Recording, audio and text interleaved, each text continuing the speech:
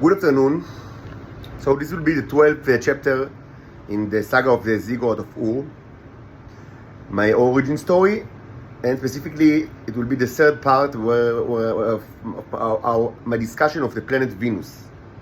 Again, I should say it's not my own planet. I was born in Earth and I always lived in Earth and I never set foot in Venus, and even in past reincarnation as a cherub here, my missions were centered on Earth. I belong to this planet probably more than all of my listeners, and I do not belong to the planet Venus at all, and I've never been there. Even past incarnations were here in Earth, on Earth, but during my own journey, when I understand during the year 2019 that there is something special about me, that the intelligence services of the world, and specifically the Israelis, are watching me, I started like a journey of discovery that it was done only by myself. I have no help from no one, just me and God. And the of it was a religious journey, and journey of discovery and meditation, and of course prayer. And part of it was a process of conversion from like I was raised like an Orthodox Jewish Orthodox, in like I had the Jewish Orthodox no, not Haredi, like modern Orthodox, like דתי לאומי kind of upbringing, but now I consider myself Yehudi Mashiach, which is in essence a kind of Protestant. So, and part of the journey right from the start was the understanding that there is something, that there is a huge conspiracy surrounding a planet that contains intelligent life forms that some of them are living on Earth, actually a relatively large amount, and this planet is most probably Venus. So this is our context, and I understood that my life is without my knowledge and my mission here on Earth is strongly related to this Venus conspiracy, even though I understood that I am not a Venusian. And right from the start, like when I wrote about all these issues during the 2020, since early 2020, I wrote that I understand that there's like a cult. I call it the cult of Aphrodite, which is basically the intelligence services of the strong nations of this world, the rich nations of this world, and also the Israelis that are kind of like the black sheep of the family, and they are there probably because there is a gate. There is the existence of a gate in the territory land of Israel. And I understood that I'm not a Venusian, and I'm not a Titan. I am a cherub, something different. So this is just the context of our discussion. Now, I should say that I will now discuss both the current situation in Venus and also the situation in Venus during the 1960s. And this will be a very, I would say,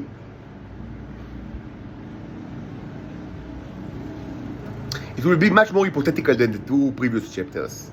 I will now discuss issues that I admit that I'm not confident about everything that I will say in this video, because these are extreme. I will deal with subjects that are more than ever in this series and the bicycle series before it. More than ever, I will discuss very, very complicated issues, even more than before, and even more than the previous two chapters that were already quite complicated. From like historical perspective, but this will be even more complicated, and it's probably much of it will be new to almost all my listeners. As I said earlier today, actually I do not really understand why so much of what I say is new to you. There was, as I said, there was kind of like a process of forgetting like in the intelligence services that took place somewhere between like the late 80s to today. Part of it, I understood there was like a purge in the Israeli intelligence during the 80s, and it's related. This is related to the bicycle saga, but I didn't discuss it in the bicycle saga because I mean it was already too long. But I discussed it in other videos that I don't know if you have you have access to these videos. But yes, there was a purge in the Israeli intelligence, like in the 80s. Like I mean, many died, both titans and homosexual pedophile scumbags. And this purge was not only in Israel, but also I mean the USSR was. And the United States were also affected by it, and it somehow it contributed to the collapse of the USSR. Though I admit I have no idea, I have no way to quantify like how much. Like I mean, maybe in a minor way and maybe in a substantial way. I have no way to quantify it. And maybe even if it was like I mean an open, like I mean of course it's all secret, but even if it wasn't a secret, like such things are difficult for historians to assess, even if it's all like based on open knowledge. Like I mean. Even if it was all the knowledge was completely like I mean open to the public, even then it would have been probably difficult to answer like an historical question of like to quantify how like to what extent I mean the collapse of parts of the KGB affected the collapse of the Soviet Union. These are it's very difficult to answer such question, even if you have all the information like I mean available to you. I mean, these are kind of like I mean questions that historians I mean deal with discussion like I mean over centuries and dealing with again and they're rediscussing like I mean so and of course since all the knowledge is secret I mean it only makes it tremendously more difficult to understand. Maybe it's affected the collapse only in minor way because the collapse was already like I mean the USSR didn't I mean was not viable like during the 80s, so I mean it was just I mean another minor factor, but maybe it was actually a huge factor because maybe they were actually during the 80s there were also like I mean kind of like the renaissance of like new type of communists that I mean that wanted like I mean to like to reestablish the day of presumably the greatness of the earlier days of presumably the great it's all imaginable but imaginary but of the Soviet Empire, and maybe they actually some of them actually had like political power and some I mean even to this day many like high-ranking officials I mean this I do not I mean judge this kind of assessment. I just putting it on the table that some of them still believe that I mean the collapse of, I mean the dissolution of the Soviet Union was a terrible event, and that like I mean, it's a very like negative historical event. I just putting it on the table, but without assessing it. But yes, so to some extent, yes, the hit that the KGB I mean received probably I mean helped, but I have no way to quantify how much. And it certainly. Israel was at a point of near collapse, and it was revived by the Russians and the Americans. And I discussed it in another video. This is not the subject of this video. It was revived like by both of these superpowers. I mean, and they took both of the superpowers. I mean, they took major they went out of their way. I mean, to allow, like I mean, the circumstances that will allow the continued existence and even prospering, I mean, from material perspective of the state of Israel. And I do not entirely understand why they did it. It's not very simple. It's not because of like a Jewish lobby or something like that. This is stupid. I mean, a Jewish lobby is not that, was never that important as some people think. And I don't have a complete answer actually. And of course that it was a mistake. I mean, they should have let Israel collapse because it only got weaker and more cruel. But this is again, it's I don't want to revert to the to speak about it too much because I spoke about it in the past and I can speak about it again. But I mean, it's just let's try to focus on the origin story, on things that are related to me. And as I say, I understood during the last 4 years that people are. That my life is related to the Venusian saga, even if just because many people take it as a fact. I cannot hide from it, and so I need to understand what's going on.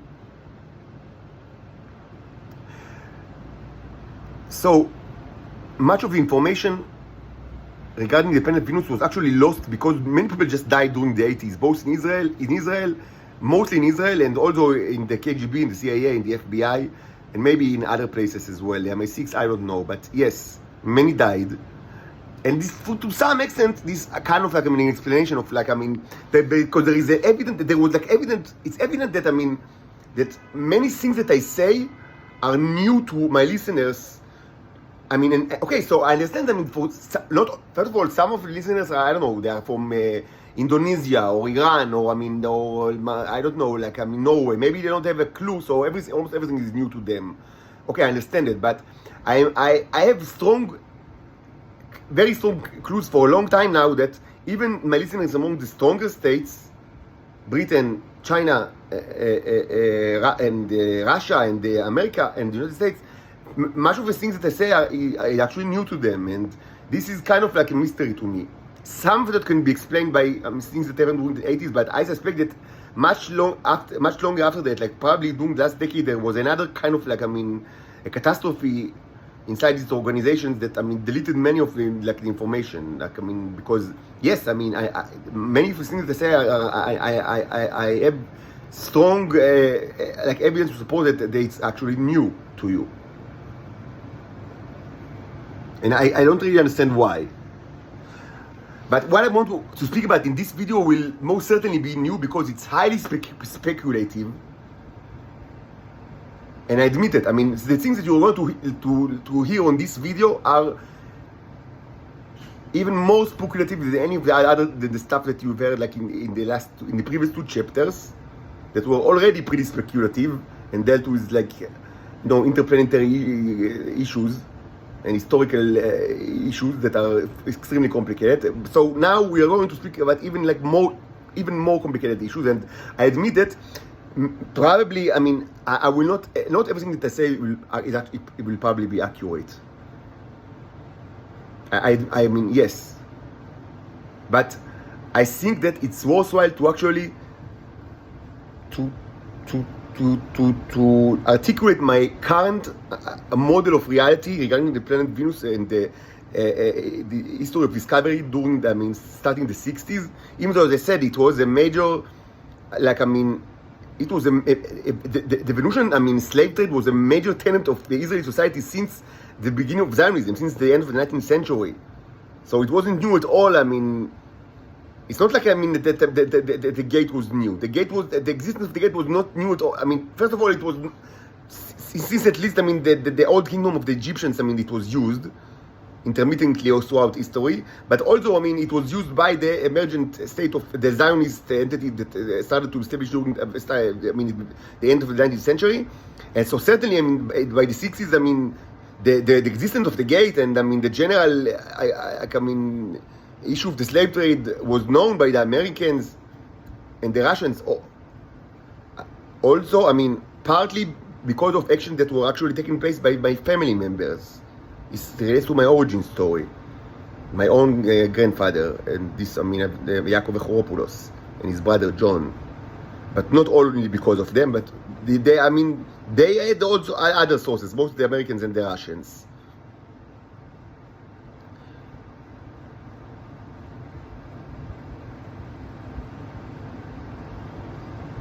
I'm so sad just to I mean, to think about, like, Mazal, the young children that were murdered in their sleep, and really it makes me cry.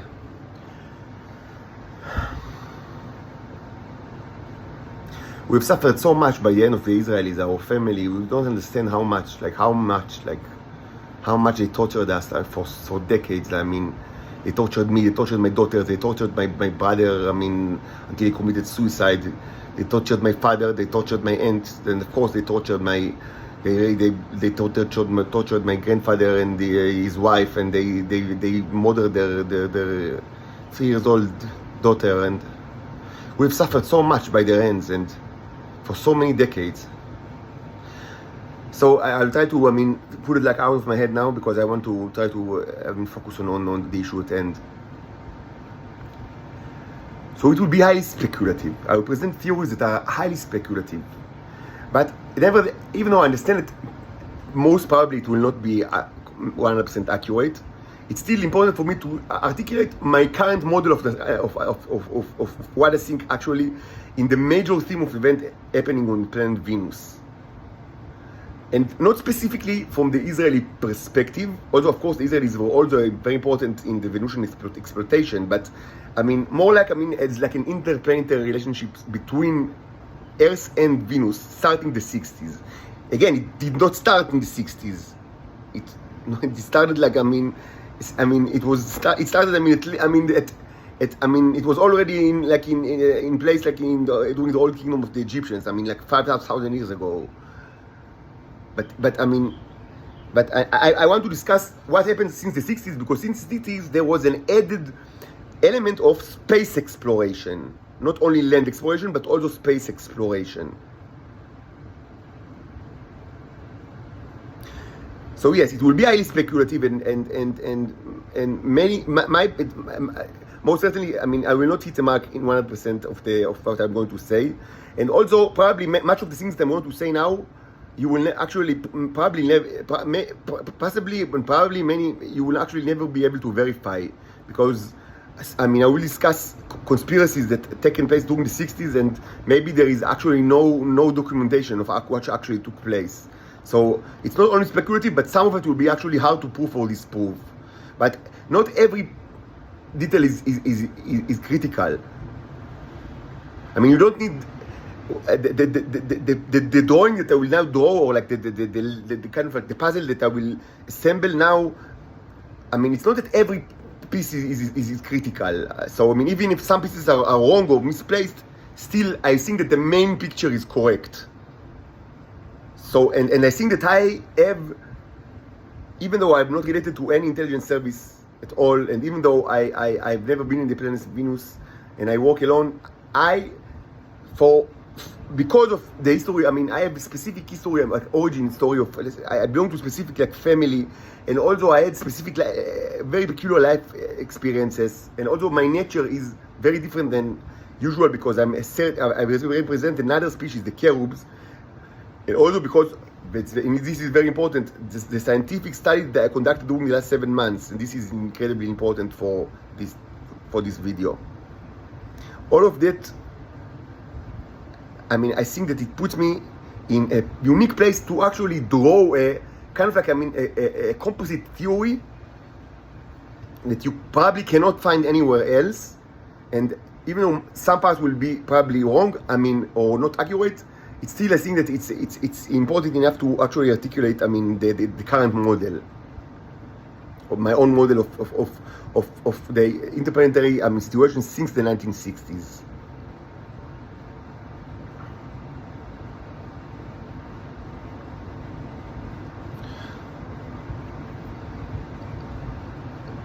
So,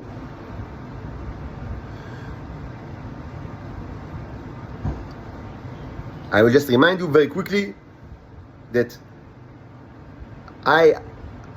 during the discovery journey in 2019, 2020, I understood that, about the existence of the Titans, and they are probably from Venus, and that this is this is kind of like an ongoing issue that is very critical, that is intrinsic to the history of the state of Israel. But it was a question, how these projects are related to the Venera project, which I had this very strong, very, very strong feeling, like that it was actually true. This was, on the one hand, it was, what was published to the public was completely like fake and fraud. Like, the public information regarding Venus is completely wrong. On the other hand, we have every reason to believe that this was actually a real space program that was conducted by the Soviets for 20 years, and it was, and they put a lot of effort and money on it, and these kind of efforts actually hindered their more lucrative and important, presumably, project, which was the Luna project, specifically during the 60s. This was a major contender, to the moon. And it was actually a very successful project, even though Apollo is remembered more today. So so what? maybe I should say now that, I mean, I also have all sorts of thoughts. I mean, I did not discuss the moon race at all, and probably I will not discuss the moon race in this series because I don't want to diverge too much. But there is also a question of like, I mean, so okay, I mean, so much, I mean, things are happening regarding Venus during the 60s. I mean, what about the moon? I mean, is this related? So I have all those theories regarding the moon, and this is also very important, but I cannot speak about everything. I will just say one thing, that one of my main conclusions regarding like the moon exploration, and that is that the Luna and the Apollo projects were not really like contenders, like in the way that it was like the relationship between these two projects was actually much more complicated than the public perception. Both the Luna and Apollo projects were very successful. They were very successful projects, and like testimony to both like the US and the USSR at the greatest moment, probably like at the peak of like their abilities. Since then they both only deteriorated, like in all aspects. They were both of these projects were very successful projects, and this is not trivial because there are many space projects that were not successful at all. And of course, there are many all sorts of other projects that are not space related that are not successful. So these are two engineering projects that were very successful, and like they were the pinnacle of the engineering capabilities of both the United States and the USSR. But in reality, they were not. I would just say one thing: they were not, according to my understanding and my model of reality. And I don't want to get too much into it because I cannot speak about the moon now. I mean, there's enough to be said about Venus, but they were not. Essentially, they were not contenders. I mean, they were not in. The relationship was not just of pure competition. There was some kind of like coordination between the projects that was done partly by explicit.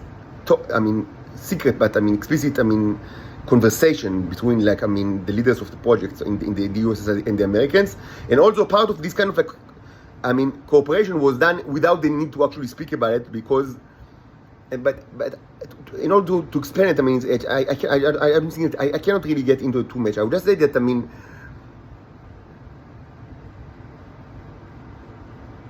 that if you like. For a moment, like forget about the Cold War and the space race, even though it was the background of all these supposedly to all of these kind of like projects, and this actually many people say that this of course actually the Cold War actually allows all of these projects to happen because you see that today presumably we don't have a Cold War, so NASA do not get that much like because in the 60s the NASA got their budget was. Like as percentage of the federal spending was like maybe 10 times that of today, like as percentage of the federal spending. So because then many people say okay they got all this money because of the Cold War, but it's probably correct, but nevertheless if you and it's difficult. I don't want to get too much with it, but it's just one point that I want to stress out. If you for a moment like you watch like you inspect the history of the Luna and Apollo projects, but you do it like without flags and presumably without knowledge of the political situation on Earth, and like without presumably you're kind of like an alien that do not know what's the USSR, what is the USA. You just know that there are humans, and you just inspect the progression during the 60s and during the early 70s, because the Luna project continued into the 70s and also the Apollo project. So you don't like you don't like consider the flags. What you do is just investigate every landing, like both like from the geographical perspective of the moon, And I came to this conclusion after I bought several maps and atlases of the moon. I don't have it it's all in storage. I have no. I mean, I mean, no. I live in a room and all my books are not with me, and it's kind of like, I mean, I need my books, but I don't have them. Anyway, I need my children, and this is more important than books. But anyway, when you consider the landing sites from the geographic perspective, but also the nature of the missions of both the Luna and the Apollo projects, like together, is kind of like a series of events, but without disregard, I mean, deleting the colors, like, I mean, without like flags.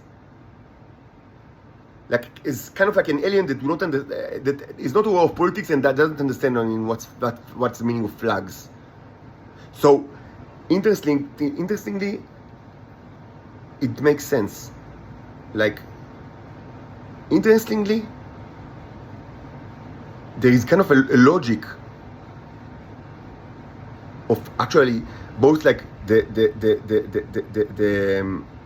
geographical positions, like the series of geographical positions in time, and the nature of the missions. Like you take I mean, it's like taking two series of events and merging it to one series. And interestingly, the merged series actually makes sense. It's kind of like a new logical series of its own.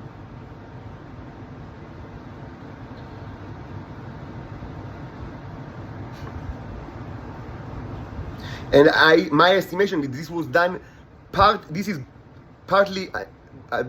is a product partly of, like, I mean, like deliberate cooperation, or at least, I mean, secret conversation between the Americans and the Russians, but also as kind of like as an intrinsic mechanism of both of these projects. So I mean, I don't want to get too much, I mean, because it's like a huge issue of its own. Just to say that, I mean, things are not exactly what they seem. And even though, yes, the Cold War was so important for the finance of these projects and the existence of the projects, it's not necessarily true that, in essence, the projects were competitors.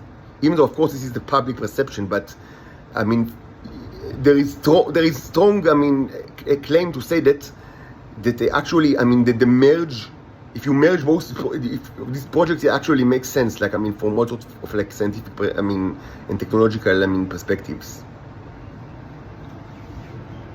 So, I mean, okay, this is nice, and maybe we'll speak about it some other time, but what about, I mean, Venera? So, I didn't understand why did they need the Venera project? This is and so the only way that I could have like, I mean, reconcile, I mean, understand why they needed the Venera project if they can just go to Venus, I mean, whatever, I mean, using the gate, was to actually present a theory, and that presented in the blog 3.5 years ago, in several posts, that what we see that I mean, an explanation to this weird phenomenon is that this actually the post-apocalyptic world. So it's both inferior and superior from technological perspective, because the inhabitants are inferior in their technology, but there are possibly relics of the old civilization before the apocalypse, and this demonstrates, like, I mean, superior technological abilities to that of humans. And I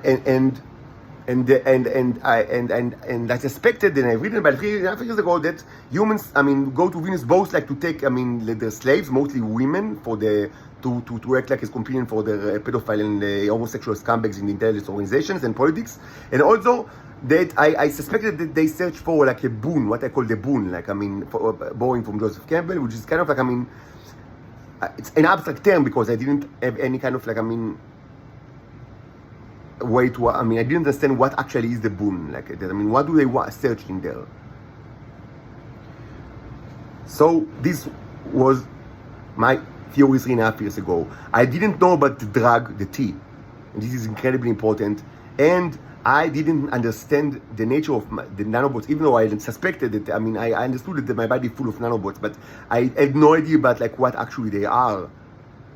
And understanding of them, I mean, it's not only that I've seen them under the microscope for the first time during the last 7 months, like in this research project, but also my understanding of the nature was completely changed, like, in a way that I now understand that this is a civilization of its own, and I call it the Nero civilization. And I didn't know about it at all, 3.5 years ago.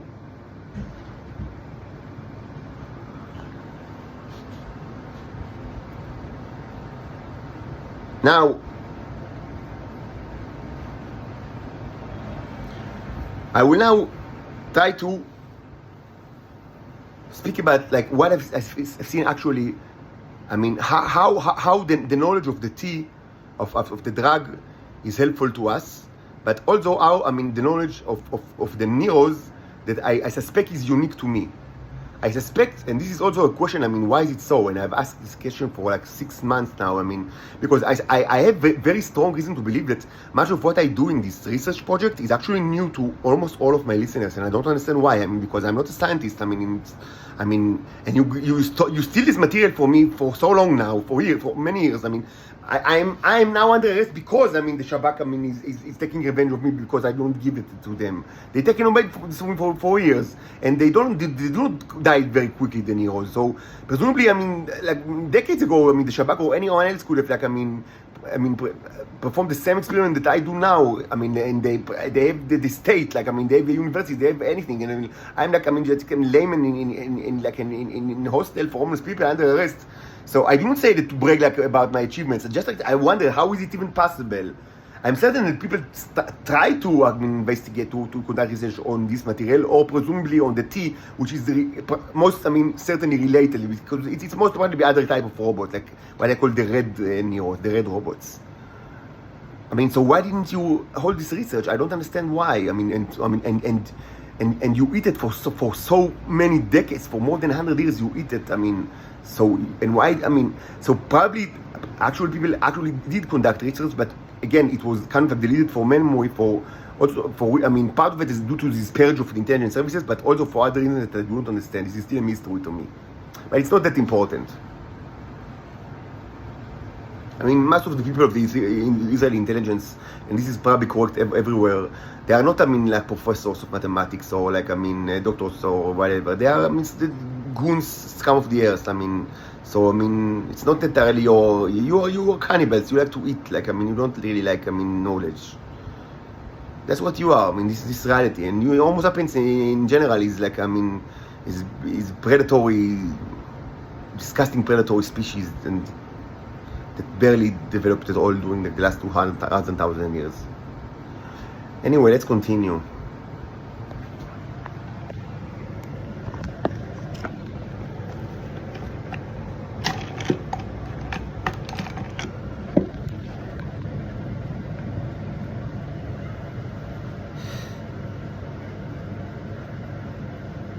So I thought that the abstract term of the boon is actually some kind of like, a relic from before the apocalypse. Like, kind of like, archaeological relic from before the apocalypse that is highly valuable because of its technological nature. And that this is something that humans like to steal from Venus, in addition to the females. And I've written about it 3.5 years ago.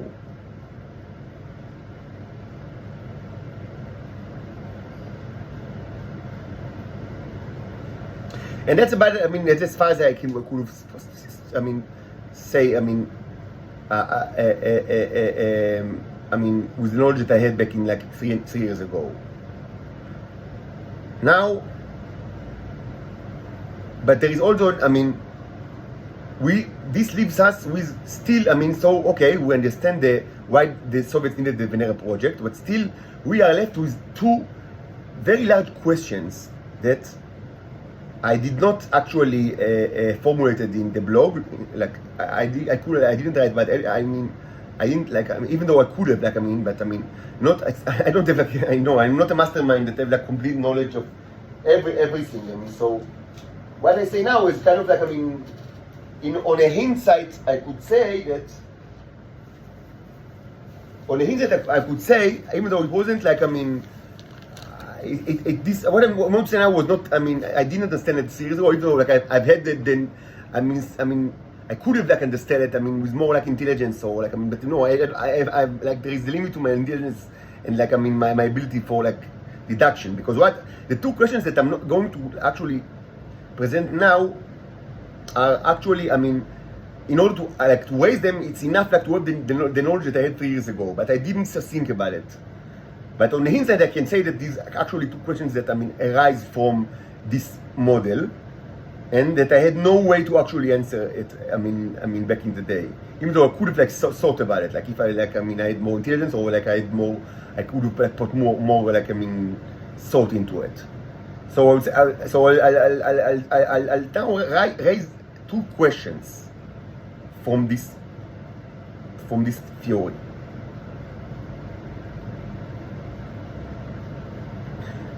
The first one is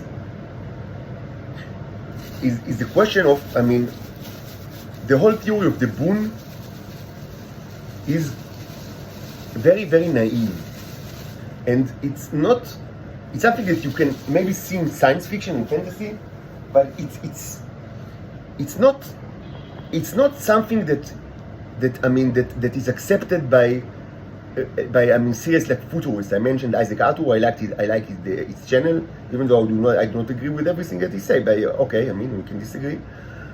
Like as I said, that I mean, he thinks that I mean that I mean there are all sort of like I mean apocalyptic scenarios, and of course he's correct in that, and he describes like several scenarios, and I think that this description is pretty good, but he thinks that I mean that the war scenario is actually very unlikely, and I do not agree with that. And also I think that I mean in effect that's what actually I mean that happened on Venus, the war, the political war scenario. But yes, I mean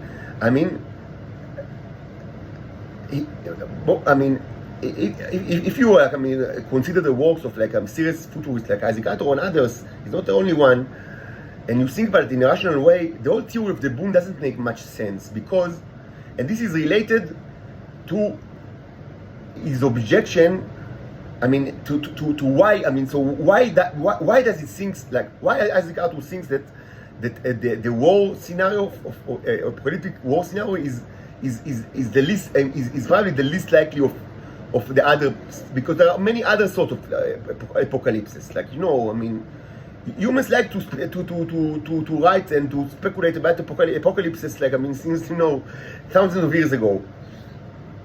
And like, I mean, of course, the apocalypse is kind of like, I mean, the original translation is Revelation, which is completely different. But you know, let's now speak about the apocalypse, like, I mean, in the way that I mean, like, I mean, is in the modern, like, famous, like, meaning, which means like kind of like not the end of the world, but very traumatic events that I mean leave society crushed after it. So why Isaac Arthur thinks that I mean the war apocalypse is kind of like, I mean, not a probable scenario of, I mean, for like, I mean, as opposed to other types of apocalypses.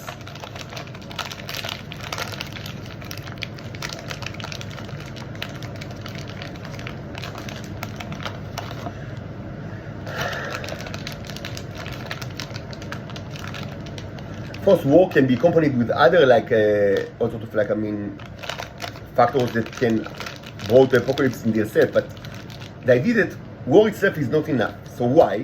What's the explanation? Even though I said it's wrong, it is not true, because and it's actually what, and in Venus this is what actually took place, a war apocalypse. But the explanation is important to our context. So the explanation why presumably this is that it's highly unlikely is that if you are advanced enough to actually destroy yourself in a war, which means that, I mean, I mean, you've already discovered like the atomic weapons, then probably you also most probably you have the ability to conserve all the information that is needed to rebuild society, because presumably even if thousands of the worst kind of atomic weapons, like the Tsar bomba, the worst atomic bomb that ever engineered on Earth, even thousands of Tsar bombas were exploded all over the Earth, and even specifically on urban centers, the most horrible word that you can think about. Even this will not destroy the civilization in a way that it will not be able to recover, certainly in geological times. Even if it will take them 10,000 years, that's not much. When you consider astronomical scale of when you consider interplanetary relations between planets, and so we need to think about geological or astronomical scale. Of course, they might do it repetitively, like in the novel Canticle to Leibovich. It's an excellent science fiction novel, and I really recommend this to everybody that likes science fiction. It's not really very today. It's less well known today, I think. Walter Miller was the author. Canticle to Leibovich. Very, very strong, and also it deals explicitly with religion and Christianity, and I think in a very respectful way. Of course he has he's kind of in a quarrel with Christianity, but he surely he respects Christianity, and it's and it's very very strong novel that it's somehow it's kind of it's kind of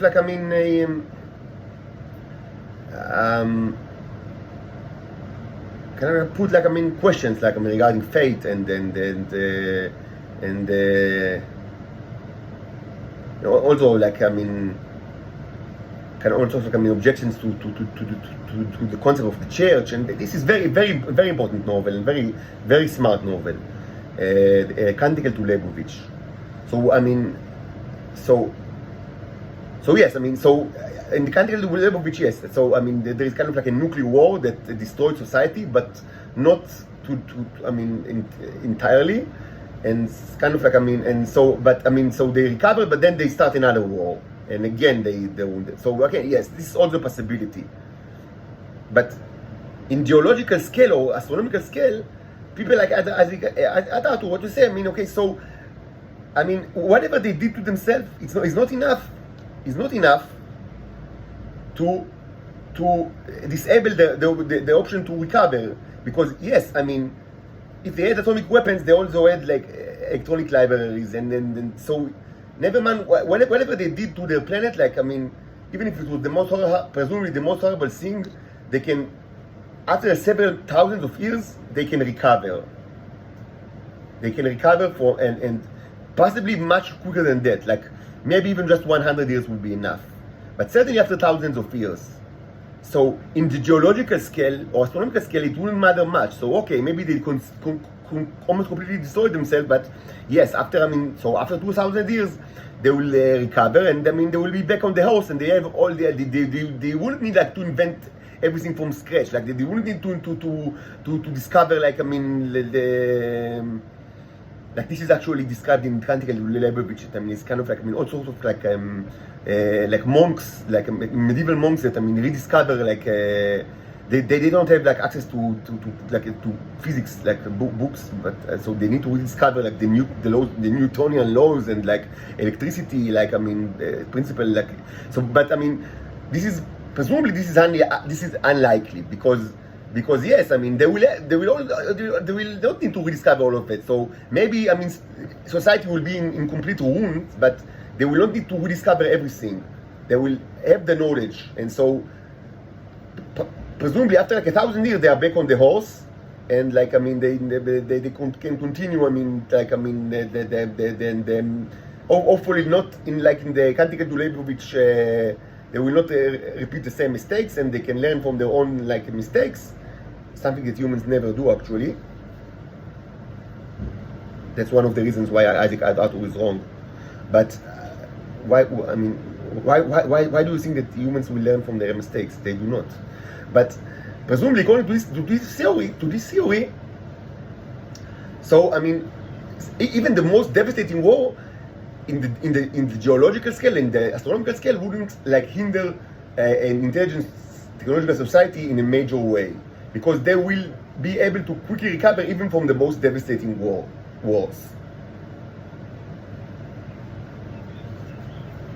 Now,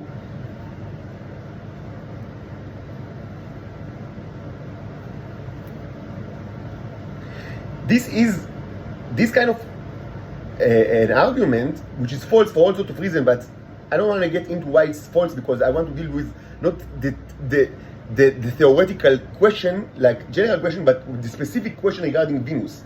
This kind of argument is actually amplified tremendously if we assume that actually the pre-apocalyptic society left like huge amount of relics after them, and if these relics can be used by stupid monkeys like humans, presumably they can use it because this is the boon. Presumably, I said just right now that reality is much more this is not a reality. This picture is a naive picture, but yeah, I just mean this kind of fact. This picture arises from the description of that you can find in my blog, like from 3 years ago. I mean, using the information that I had back then. So I mean, if even like invasive species like humans can make use of this kind of like relics, for certain the survivors of the apocalypse can make use of these relics. And if these relics are so powerful, it only amplifies the Isaac Ur argument. So what prohibited them for using these relics to again prosper and become like very technological and advanced society?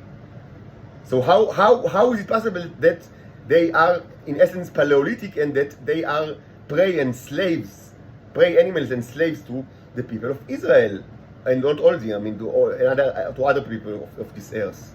How is it possible? This is a major question. Like, why didn't they use these presumably relics, these relics? Like, if these relics are just right there to be taken, presumably it's left over from before the apocalypse. And we don't know when the apocalypse took place. It could have been like 1,000 years ago, and it could have been 1 million years ago, maybe 2 million years ago. Who can actually say?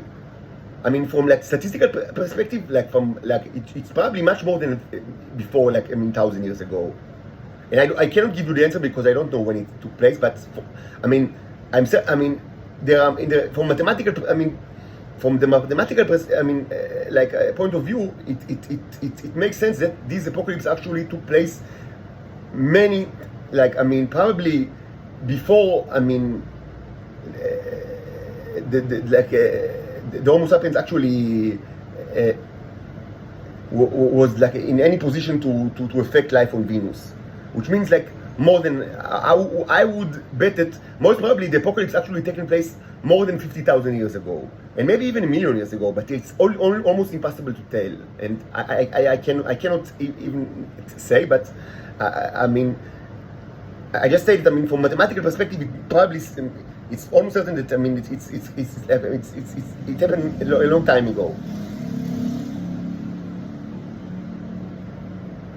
So if these relics are, they are so durable, which actually, this actually is not fantastic. Yes, very advanced societies can actually create artifacts that will stand the test of time, even million years. Yes, this actually, humans actually cannot do it right now. They are not yet there, but they are close actually. Actually, humans now in the current state of technology, they are close to becoming a society that if it will disappear or destroy itself in context of an apocalypse, still their artifacts will be left like for millions of years. And when I say artifact, I do not mean just, I mean, you know, like things that kind of like, I mean, like, I mean technological artifacts, not only like engineering projects, which is also, it's actually very difficult to actually create engineering projects that will extend the test of time, because as I said when I discussed the Sphinx, I mean, I mean, you know, things are just covered with very quickly. I mean, cities are covered with sand or with jungle. I mean, very very quickly. But I would say that even like the creation of technological artifacts that will stand the test of time, even like for millions of years, it's something that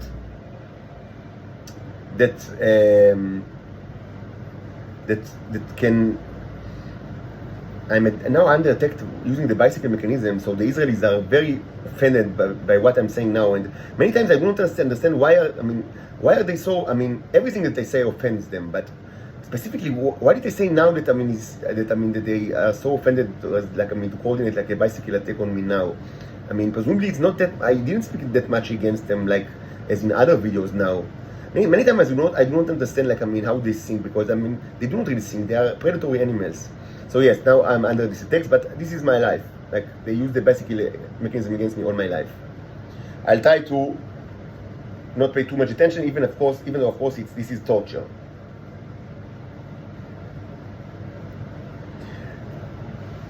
So yes, this actually is something that is possible, like to become a civilization that creates artifacts, even technological artifacts, not only feats of engineering, like grand, like, you know. I'm not speaking about like all sorts of like things like Dyson spheres and that's a whole new issue. Like mega structures, even just artifacts that are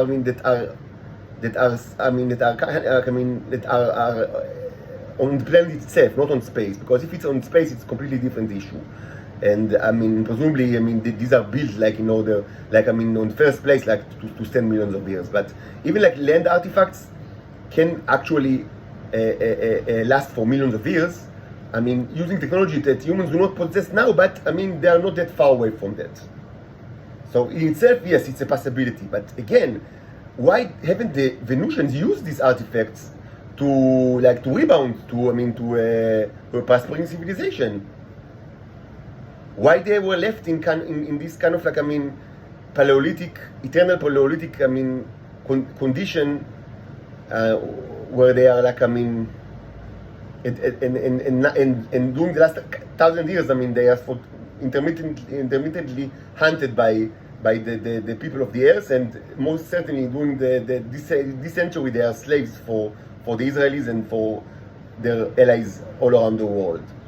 Why haven't they used these artifacts? If these artifacts are right there to be taken, presumably, because the Israelis presumably, that's one of the things that they do in Venus is to search for these relics and to get it, to take them. So this is a question, a huge question,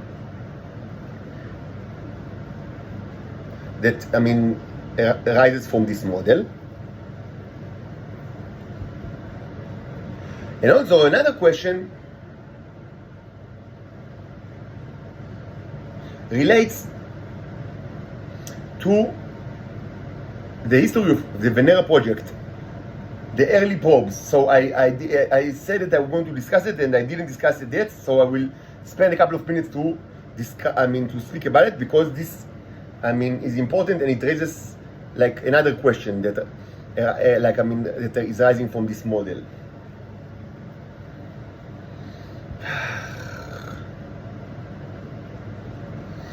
Oh my God. So let's put a spell on them. What do we say? We think, yeah? Why not?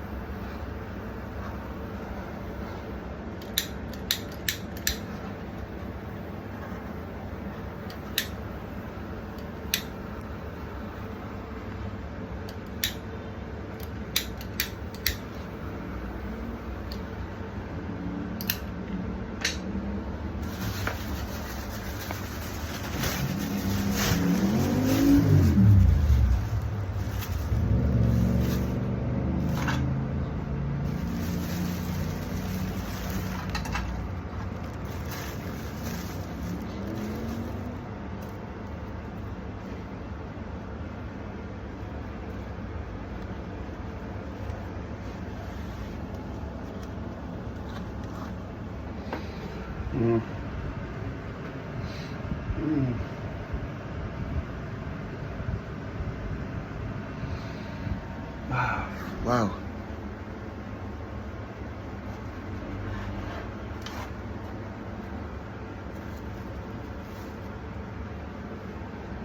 So maybe this spell will will kind of like make the basically attack less severe, because it's really difficult. I don't know why. I mean, they always do it to me, but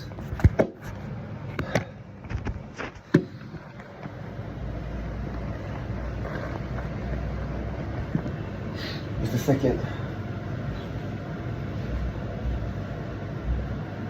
Okay.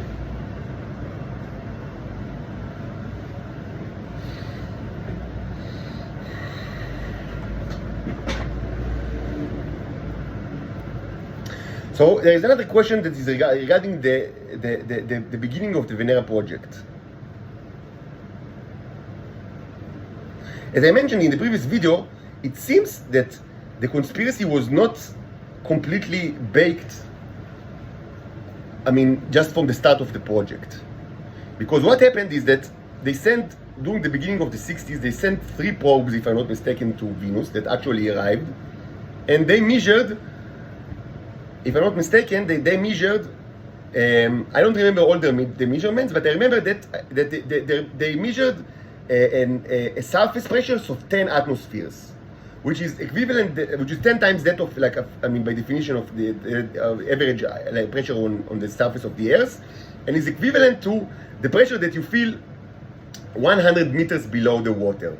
Like if you were like a diver, if you have any diving experience, and I mean you spent like, I mean, and you wish to like a depth of 100 meters below, and this is actually, it's kind of, I mean, for amateur divers, this is actually pretty deep. I mean, even though of course humans reach much deeper than that. I mean, even without equipment, I mean, I think that the record is kind of like 130 meters. I mean, but don't try this at home or at all. But I mean, it's I mean, for amateur dives, this is actually pretty deep, 100 meters. But certainly things that humans, I mean, do with diving, I mean, with diving equipment. So I mean, maybe some of you, like, I mean, have kind of like experienced, I mean, that will allow you to understand what does it mean, like pressure of 10 atmospheres. It's kind of, I mean, it's not unbearable, but of course, I mean, humans cannot live in such a place. They can, I mean, they can stand it for some time, but I mean, for a dive, but I mean, they cannot, of course, live and create civilizations in such places. So this was the measurement, the 3 measurements. But and then they sent another one, and this one also measured that like 10 something like that, like 10 atmospheres. But about a day after that, or maybe hours after that, another probe arrived on Venus. That was actually a very peculiar moment in the history of human space exploration, and nothing like that happened since then. That a probe arrived somewhere like in the solar system, a human probe arrives, and hours or maybe just one day after that, another probe arrived to the same place. Of course, it's not that like they met and shake hands, because it's still, I mean, it's in space, so like, I mean, they were actually, I mean, they didn't need to meet. It's not like they have the Soyuz, what's the name of, like, the Apollo Soyuz or whatever. Like, there was kind of like a joint, like, I mean, there was kind of like a joint, like an operation between the Soviets and the Americans during the 70s. That, I mean, but this was taking place like in low Earth orbit, and so it's basically, it's very easy, like, to do whatever you want in, like, it's just, I mean, to send an astronaut. They just, I mean, to send like a spacecraft, like, I mean, to low Earth orbit. I mean, like, I mean, to the layer where all the, I mean, the space jet stations, like, I mean, and this actually was the only destination of the shuttles. I mean, that's because after the moon, the moon and the lunar project ended during the early 70s.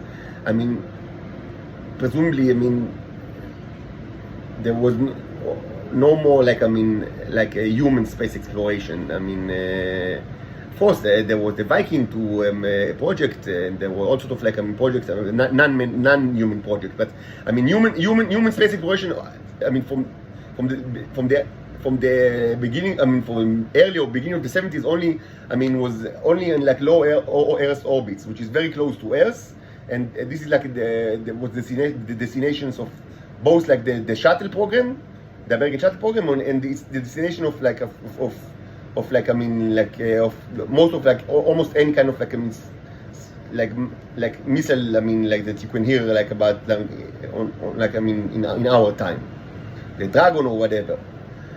So yes, it was kind of like another. So they met like in space, and they like in Lego, the two spacecraft joined together, and so the cosmonaut and the astronaut shake hands, and maybe I don't know, like drink whiskey or whatever. I don't know. But this was in low Earth orbit, so it's not like a big deal, I should say.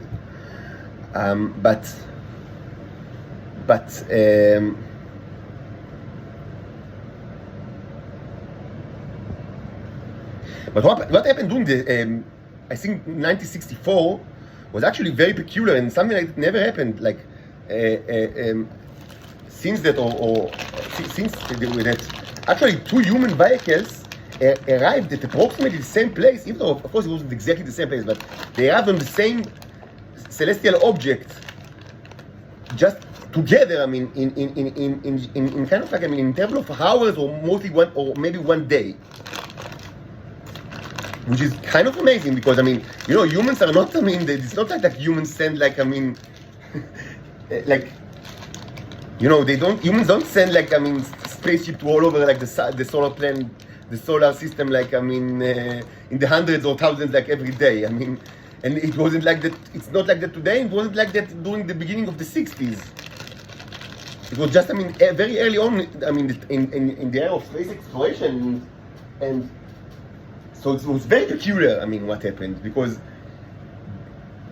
in interval of at most one day, probably several hours, two spaceships actually arrived on the same place, which is an orbit surrounding Venus. It happened in 1964, and it was a very unique event in human space exploration. A very unique event. Something like that never happened. Like after that, like two spacecraft of humans, arrived on almost at the same time to the same place, like in the solar system. A place that's not Earth or low Earth orbit. And you need to understand. It takes months, to arrive to Venus. Even it's at the best case scenario, it takes months. It depends, of course, for the orbital, mechanics are complicated, and so it depends. The distance between the two orbital bodies is always changing. But at the best case scenario, it takes a good couple of months. Even with today's technology, and certainly with the technology they had in the 1960s. And yet, they arrived together. I think it was like Venera 4 and Ranger 1, or I don't remember. I think it was called Ranger. But you can easily Google it. I didn't prepare. I always speak from the head. I do not prepare, so you can fact check, but it's not really important. The important stuff is that another Soviet probe arrived on Venus, and a couple of hours later, another American probe arrived on Venus. Which was in itself it was very unique. In itself, this is all public knowledge. It's not something. You can look it up. It's not a secret. So the Venera project, the Venera probe, reported, something that was similar to what all the previous Venera probes reported, like the usual lie, the usual misinformation of 10 atmospheres, surface pressure. But then a couple of hours later, the American arrived, I mean, of course, not men, they're pods, they're robots, not like robotic spaceships. The American guy arrived to town, and the American guy one said, no, oh no, actually it's not, no, this is not a 10. I report a completely different number. I report 90 atmospheres, which was incredible. It was incredible. It didn't make sense from any, like, both like, I mean, from like on the basis of the planetary sciences that were known to humans back in the day. It didn't make sense, and it didn't make sense for so many reasons, and it was not consistent of the Soviet probe that take those measurements couple of hours earlier. Hours earlier.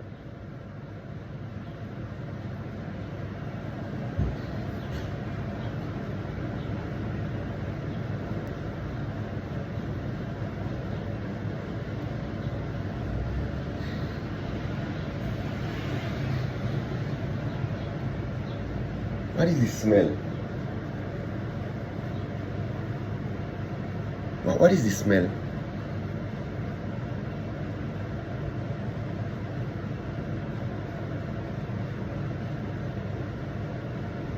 I smell glue, like very, very intensive glue, like I'm poisoned with glue.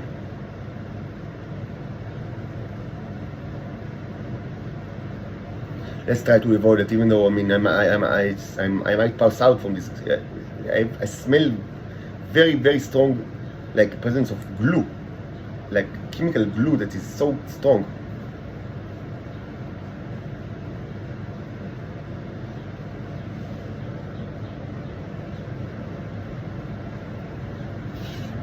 So it arrived hours later, and it reported, no, this is not correct. It's not 10 atmospheres. This is actually 90 atmospheres, which was incredible. It was really incredible. Both because it was not consistent with, I mean, the Russian probes, the several Russian probes.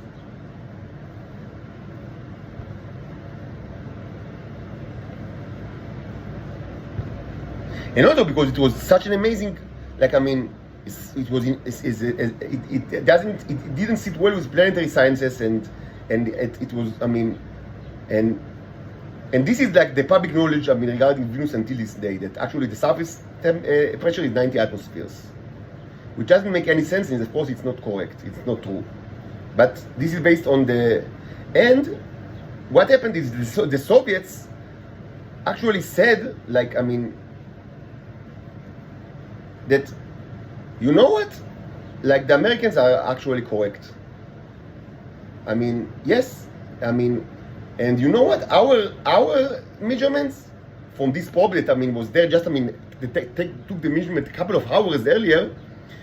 Actually, it was also, I mean, it's also, I mean, it kind of like, I mean, it's also, our probe also measured 90 atmospheres. It's just that you know what, we did not, we had problems, like, as a scientist, like, didn't interpret, like, the result. They did not understand how to interpret the result, actually. Like, I mean, like that, I mean, presumably, yes, it's true. I mean, and we also see now that it's actually with our own measurements that it's 90 atmospheres. And we just, I mean, we didn't, we failed, like, I mean, our technicians or scientists failed to, like, evaluate, like, the measurements, but the Americans are correct. It's actually 90 atmospheres.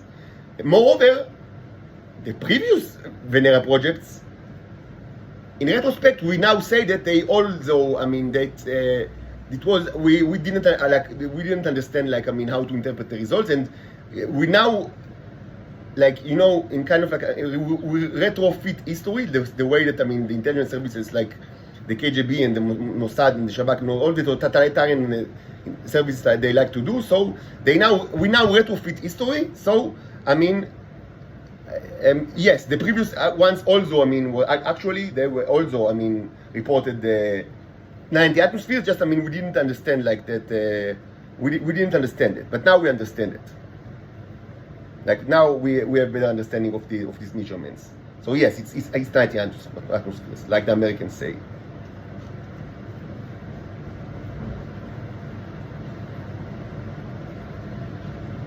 This is all public information. Check it out, Google it. I mean, what I've just described is public information. It's not something that is. I mean, if it sounds ridiculous, it's because it's ridiculous. But it's public information, and it's ridiculous for so many ways, like for so many reasons. Like, I mean, first of all, the whole idea of science is that, I mean, one of the major tenets of science is that there is kind of like, I mean, a decoupling between measurement and analysis.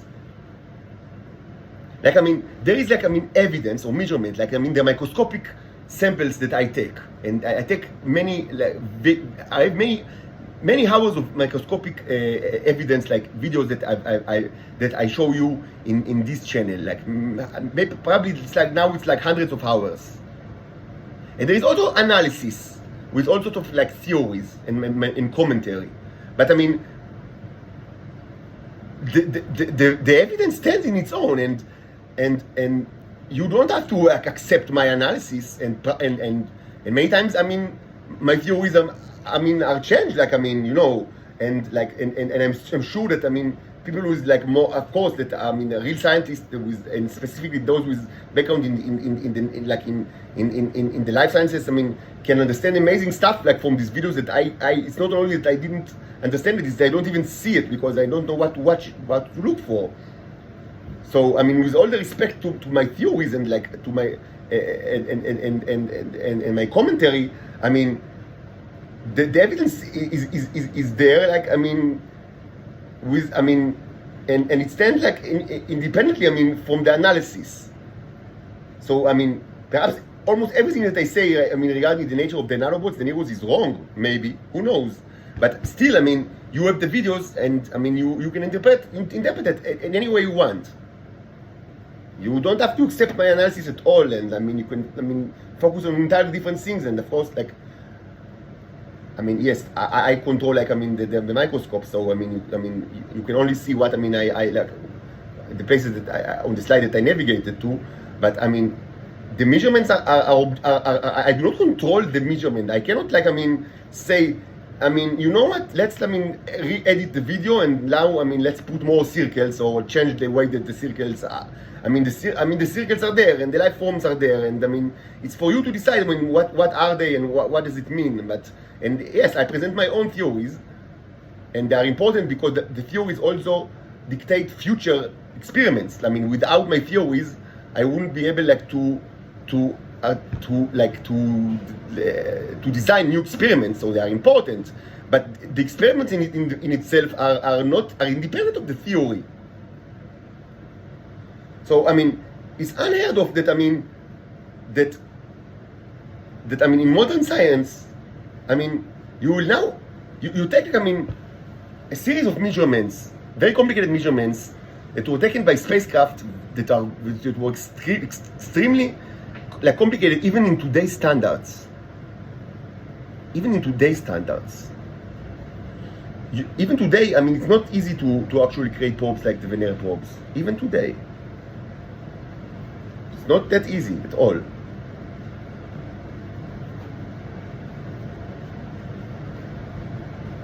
So you just, I mean, presumably you take these measurements and you say, okay, I mean, we don't care about these measurements, I mean, whatever. And like, because the Americans now, I mean, they change they have like different opinion, and I mean, for some reason we have to, we now, I mean, we have to accept their, like, analysis, like, their analysis, and change our own measurements. I mean, how is it possible? I mean, it should be like, there should be decoupling between measurement and analysis. And certainly, I mean, when these actually, I mean, presumably they are enemies. So, I mean, and this is like a whole, like, a new, like, layer of curiosity that I mean they change like their analysis in such an important issue, and they do it like hours after, like I mean, they publish like results to the public, hours after, and they accept the new measurements, even though they are incredible from like theoretical perspective. They do not sit well with any planetary model that were known back in the day, in still today. I mean, people understand it just, I mean, because presumably it's a fact, even though it's a lie. But I mean, it doesn't. It's a question: how is it actually possible that Venus became the hellscape that is presumably it is? The answer is that it didn't, because it's all a lie. But I mean, it's not. There is no like good explanation of how Venus actually became the hellscape that people like say that it is. It's a question. So I mean, and so presumably the Russians just, I mean, okay, said okay, fine. I mean, we will. I mean, now it's not only that we accept like the analysis of the Americans, but we also retrofit like previous results of very expensive and complicated probes that were the pinnacle of the space engineering at the time. It was the early 60s, I should remind you, very early in the space exploration, area of space exploration. And no questions asked, and this is now presumably this is the new this is now the new situation. I mean, people should just, I mean, accept it. Like, I mean, that's the way it is, presumably. Very peculiar, and of course, smells like conspiracy. But what is the nature of the conspiracy? Because it's not only that it smells like conspiracy, but it smells like a conspiracy that was not planned ahead, at least was not completely planned ahead. Because all of the story gives, I mean, it's like there is, it's not like it's not like a conclusive proof. And as I said, we will never have a conclusive proof about what exactly happened, like between the superpowers, because this is all secret, and most of the people died, and like either from old age, or I mean because of the purge of the intelligence services, and maybe we will never know I mean exactly I mean what actually happened. But it seems to me it's very obvious that of course there was a conspiracy here, and the Americans and the Russians actually cooperate. I mean, they cooperate with each other for the conspiracy, but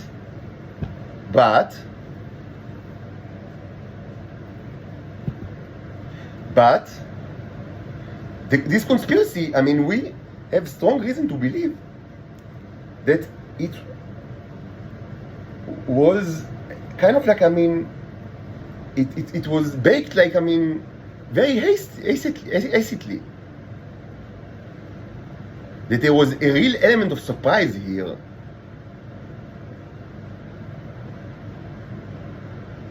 This, I mean, the whole story, I mean, because otherwise, I mean, there might be, like, I mean, you can always say that no, I mean, the whole story, and like including the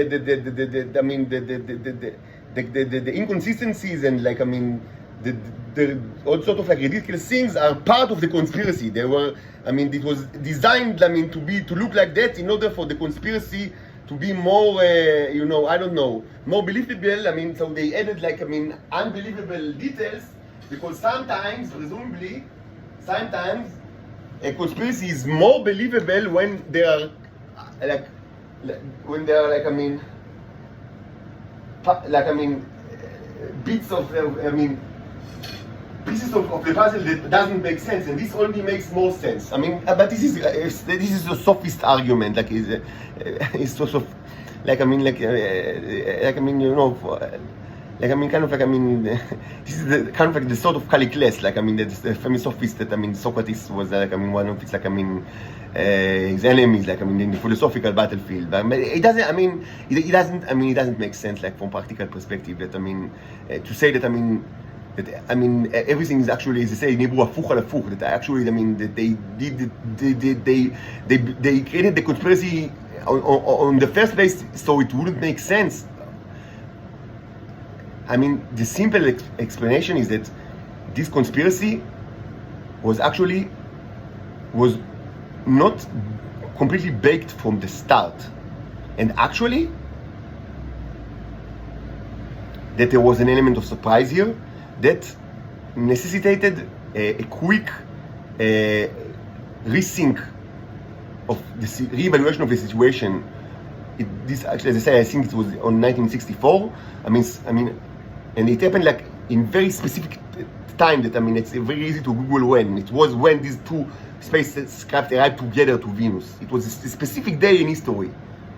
Specific day, I think 1964, the Ranger or Venera 4 or something like that. And the circumstances necessitated that the superpowers will quickly, I don't remember who was the president, like, I mean, Khrushchev most certainly, and was it Kennedy, or Kennedy already was assassinated? Maybe Kennedy, or maybe it was after he was assassinated. So the necessity that they will very quickly, re-establish like the conspiracy very hastily because of new information. This is a simple explanation to what actually happened, I mean, in this specific time during 1964. And the question is, why? I mean, yes, most certainly the Venera project from the start was, I mean, it was a conspiracy. But what necessitated this dramatic change in the conspiracy? And also, what actually, as I said, I've raised the question several times in this series. What did the first Venera probes actually? What did they see on Venus? The first like 3 or 4 Venera probes. What have they seen in Venus that, I mean, was so remarkable? And I should answer right now, I mean, already now that the answer is nothing. That it's not what they have seen, it's what actually the Americans have seen. Because probably the Ranger was the more, the American one was the more complicated, and like it was the better equipped one. And my estimation is that and maybe I'm wrong in this part. Yes, not every detail is incredibly important. As I said, I mean, yes, maybe it's not completely accurate, but I mean, not every detail is, you know, as you understand, is very, very pertinent. So, but my estimation is that actually the Ranger, the American, was the better equipped one, and they actually had like better, I mean, they had much better, like, I mean, measurements of what's actually going on Venus. But of course, it's not that, I mean, that they measured 90 and like the Russian measured 10. This is all fake, but something else. There was something else actually took place that required a quick, cooperation of the USSR and the United States to re-establish a new kind of conspiracy surrounding Venus. So the real question is not what the Venera project, the early Venera probes have seen in Venus, but what actually the Americans, the Ranger probe, have seen in Venus during the year 1964.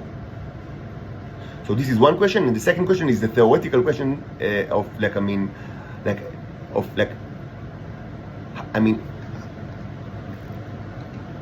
if it's a post-apocalyptic society that, I mean, that they still have relics that can be used by Israelis or Americans or Russians, why couldn't like the inhabitants of the planet use it to rebound again to their former glory? And presumably they could have done it like 20,000 years ago or 50,000 years ago. I mean, long before, I mean, Homo sapiens is like, I mean, even like, I mean, become like Neolithic. I mean, and they could have like, I mean, quickly, I mean, rebound to a place that humans could not have subjugated them in the way that is manifested through today and in the last 100 years, and probably intermittently during the last 5,000 years. So these two questions